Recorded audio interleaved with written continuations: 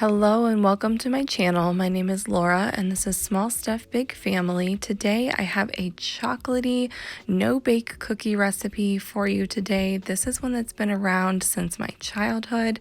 I hope that you enjoy it just as much as I do. And it's part of an open collab over at Home Sweet Homes. So be sure to check out Sarah's video in my description box below, as well as the playlist, so you can get so many no-bake recipe ideas for the holidays this year. Let's get started with the recipe. So you're just going to heat on a saucepan over like medium-high heat 2 cups of white sugar, 2 tablespoons of unsweetened cocoa powder mix, and then half a cup of milk. And you're going to add to that 1 stick of margarine, and I cut it up into little squares. Now the recipe specifically calls for margarine. This is kind of an older fashioned recipe. I'm not sure what the consistency would be if you wanted to use actual butter.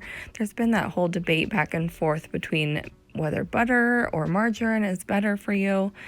You can give butter a try if you want to, but I was wanting to stick with the recipe so that the consistency would be there by the end. So you're just going to stir all of those ingredients together and bring it to a hard boil over the stove. So just let it bubble and simmer, and then once it reaches that really rapid boil, then you're ready to add in 3 cups of quick oats.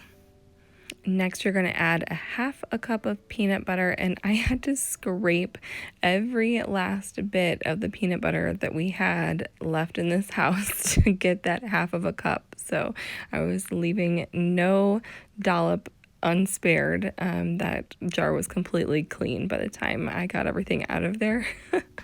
And then you're going to add 1 teaspoon of vanilla and give that a really good and thorough stir.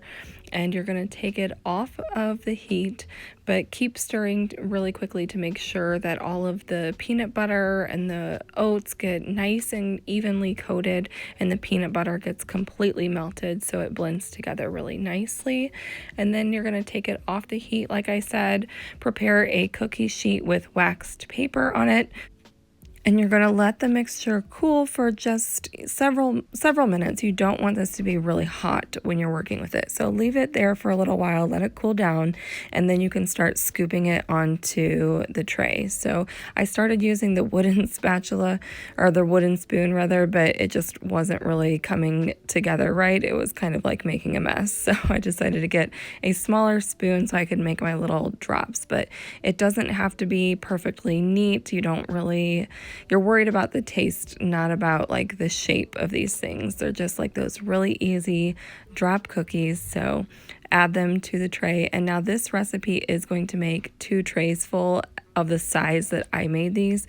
Again, you can make these cookies as big or as small as you want, but once you have your tray filled up, then you're going to put it in the refrigerator like this, just to cool down the rest of the way. You want these to get nice and solid, and the longer they sit in the fridge, really the better.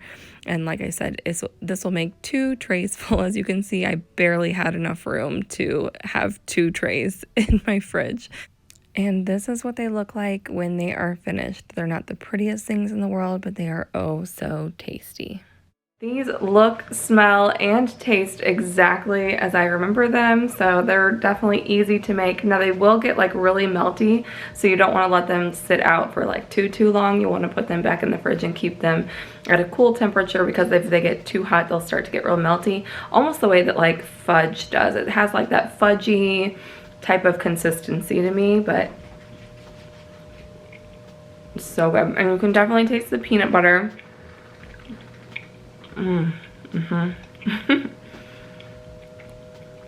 That is so good. So if you want to make these, I will leave the recipe in the description box down below. Please go check out Home Sweet Homes and everybody else in the playlist in my description box down below, so you can get tons of no-bake recipe ideas for the holidays. Definitely give these a try if you like chocolate peanut butter combo. So thank you guys so much for watching, and I hope that you have an amazing day. I'll see you again next time. Bye-bye.